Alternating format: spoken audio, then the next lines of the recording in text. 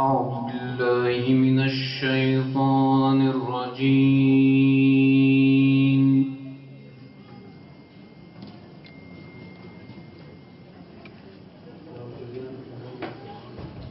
بسم الله الرحمن الرحيم.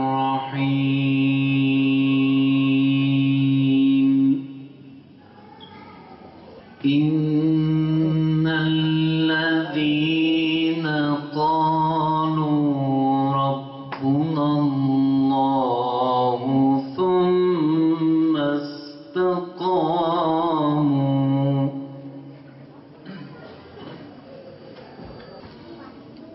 تتنزل عليهم الملائكة ألا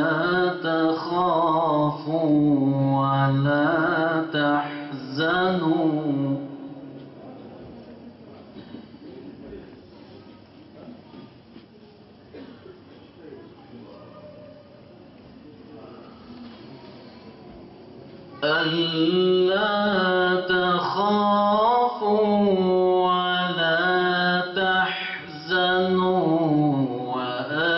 وأبشروا بالجنة. Selamlama konuşması için Azimder Başkanı Samir Özhan'ı mikrofona davet ediyorum.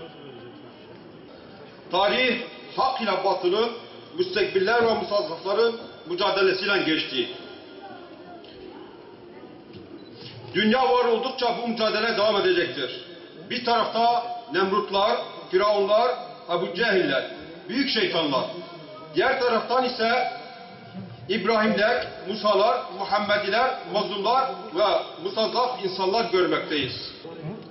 İşte Irak, Myanmar, Filistin, Irak, Mısır, Afganistan, Çeçenistan ve Suriye ve sayamadığımız bir sürü yerde kar ve gözyaşı hiç eksik olmadı. Küfür tek millettir. Amaçları bizi bölmek, parçalamak, sömürmektir. Peki bunlara karşı biz bir ümmet olabildik mi? Değerli misafirler, ülkemize baktığımızda ise durum farklı değil. Cumhuriyet kurulduğu günden beri Müslümanlar mağdur edildi. Sadece 12 Eylül darbesinde ve 28 Şubat sürecinde Müslümanlar inancından dolayı yüz binlerce kişi işkencelerde, zindanlarda geçirildi. Şimdi kimi de şehit oldu. Kimi işinden, mesleğinden, okulundan atıldı. Bu zulümler, darbeler, yıkımlar, işgaller ve katliamlara karşı Azimder olarak bilinciyi geliştirmek, Allah'ın düşmanlarını tanımak, yapılan bu zulümlerin, yaşatılan mağduriyetlerin sebep ve nedenlerini unutturmamak, yardımlaşma ve dayanışma hassasiyetimizi arttırmak için bu etkinliklerimizin devam ettirmemizi gerektiğine inanıyoruz.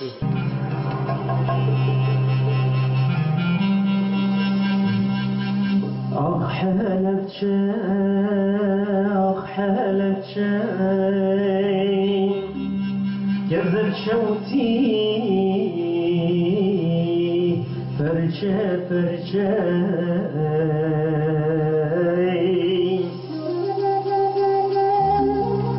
jiber çava, jibir naçe. مظلوم تيا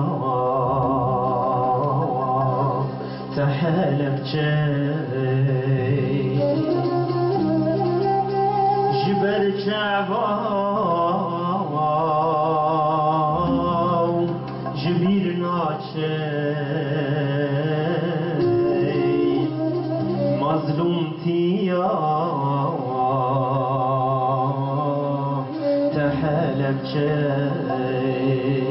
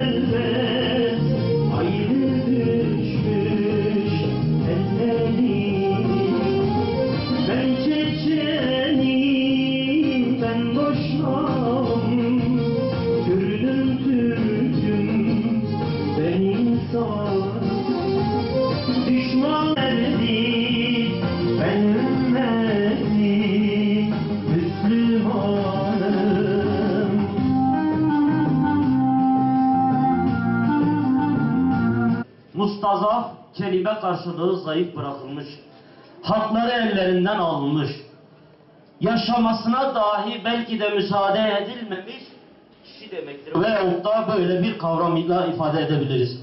Değerli kardeşlerim, eğer bir yerde bir haksızlık varsa, birilerine zulüm yapılmışsa, birilerinin hakkı gasp edilmişse, orada da bir zalim vardır, bir müstekbir vardır. Orayı zulmen ele geçirmiş ve o zulüm ile insanlara hükmeden bir anlayış vardır, bir yapı vardır. Bu anlayış, bu yapı zulüm üzerine bina etmiştir. İnsanların kanının üzerine bina edilmiştir. İnsanların haklarının üzerine bina edilmiştir. İşte böyle düzenleri sağlayanlara biz müstekbir diyoruz. Ama tarih seyri içerisinde biz şuna da dikkat edeceğiz değerli kardeşlerim. Mustazaf hiçbir zaman mustazaflığa razı olmayacak. Evet, süreç içerisinde zayıf bırakılabiliriz. Birileri gücü eline geçirdi, birileri hükmü eline geçirdi, birileri silahıyla farklı bir takım enstrümanlarıyla gücü eline geçirdi ve bize zulmetmeye başladı. Mustazaf olabiliriz. Ama mustazaflığa razı olmamamız lazım. Değerli kardeşlerim, fiili olarak bir mustazaflık olabilir. Fiili olarak olan o mustazaflığa karşı mücadele de gereklidir. Mümin her zaman için çobandır, bulunduğu ortama hükmeder, bulunduğu ortamdan insanları sahil-i selamete gitmesi için onlara rehberlik eder. Tıpkı Peygamber Efendimiz Aleyhisselatü Vesselam gibi, tıpkı onun silsilesi içerisinde insanlara rehberlik eden alimlerimiz, evliyalarımız ve bugüne kadar gelen seleflerimiz gibi ne yapacağız? Müslüman küfre, zulme, ihanete, istikbara karşı durmalıdır. Çobanlık yapacağız ve insanları sahili selamete ulaştıracağız. Ama değerli kardeşlerim, bundan çok daha tehlikeli olan bir şey vardır. Fiili olarak mustazaf, fiili olarak biz bunu bir şekilde bertaraf edebiliriz. Ama bugün bundan çok daha tehlikeli bir şey ile karşı karşıyayız. O da zihni olarak mustazaflaştırılmasımız vardır. Zihni olarak mustazaflaştırılmak ise çok tehlikelidir. Nedir zihni olarak mustazaflaşmak? Birileri size bir şeyler dayatıyor. Birilerinin dayattığı politikalara karşı sadece eyvallah deyip uymak zorunda kaldığınızı hissediyorsunuz. Oysa en büyük tehlike budur. Zulmen birisi senin ekmeğini senin elinden alırsa mücadele edersin. Ama sen kafa olarak, zihin olarak, algı olarak, düşünce olarak birilerine teslim bayrağını çekmişsen, evet ben senin arkandan geleceğim, bende hiçbir numara kalmadı diyorsanız esas felaket budur. Ve esas felaketi yaşıyoruz değerli kardeşlerim. İslam ümmeti, başta bölgemiz, ülkemiz olmak üzere bütün İslam ümmeti bugün zihni felaketi, zihni mustazaflığı yaşıyor. Bu zihni mustazaflığın önüne geçilmelidir. Geçmeliyiz hep beraber. Her biriniz birer aslan gibi, birer tevhid rehberi gibi bu toplumun önderi olacaksınız. Zihni olarak küfrün, batılın, şeytanın ve şeytani düşüncelilerin arkasından gitmeyeceğimizi bunu ispatlamak durumundayız. Zihni olarak istikbarı devirmemiz gerekiyor. Aksi takdirde boyunlarımızın üzerinde boyunduruklar olmaya devam edecektir. İnsanlar bize hükmetmeye devam edecektir. İnsanlar ceplerimizi boşaltmaya devam edecektir. İnsanlar sokaklarımızı ateşe vermeye devam edecektir. İnsanlar gözlerimizin önünde çocuklarımızı katletmeye devam edeceklerdir. Ama biz Peygamber Efendimiz Aleyhisselatü Vesselam'ın Mekke istikbarına karşı nasıl ki tevhidi ön plana çıkararak ve günümüze kadar bize miras bıraktığı bu anlayışı bugün biz de yeniden ihya ederek zalimleri devirmeyi bilmeliyiz. Devirmeliyiz. Nasıl olacak bu? Musa Aleyhisselam'ın kıssasına gitmemiz gerekiyor değerli kardeşlerim. Sihirbazların karşısına çıktığında tevhidin temsilcisi olan Hazreti Musa, küfrün, batılın, nefsani duyguların, zulmün ve istikbarın temsilcisi olan sihirbazlar ve onun destekçisi olan Firavun asayı Hazreti Musa Aleyhisselam yere attığında Allah'ın izniyle sihirbazların iplerini birer birer yuttu götürdü. Niçin? Çünkü hakikat ortaya çıkacaksa sihir hiçbir şey yapamaz. Çünkü tevhid ortaya çıkacaksa batıl yok olmaya mahkumdur. Çünkü güneş ortaya çıkarsa, doğmaya başlarsa karanlık çekilip gitmek zorundadır.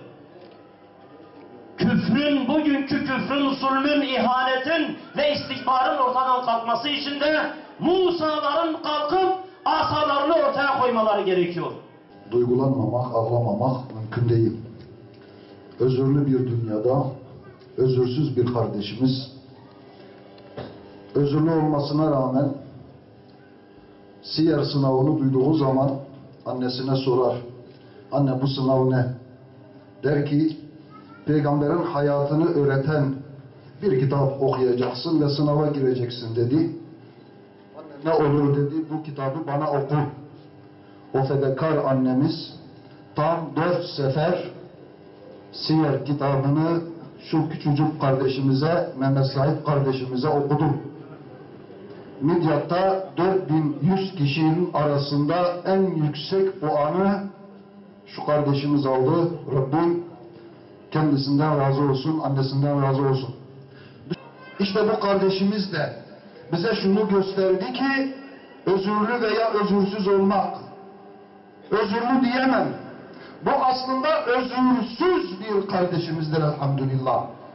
Bu kardeşimiz bize gösterdi ki, annesi bize gösterdi ki bu asrın Sümeyraları da var, Fatımaları da var, Hadiceleri de var.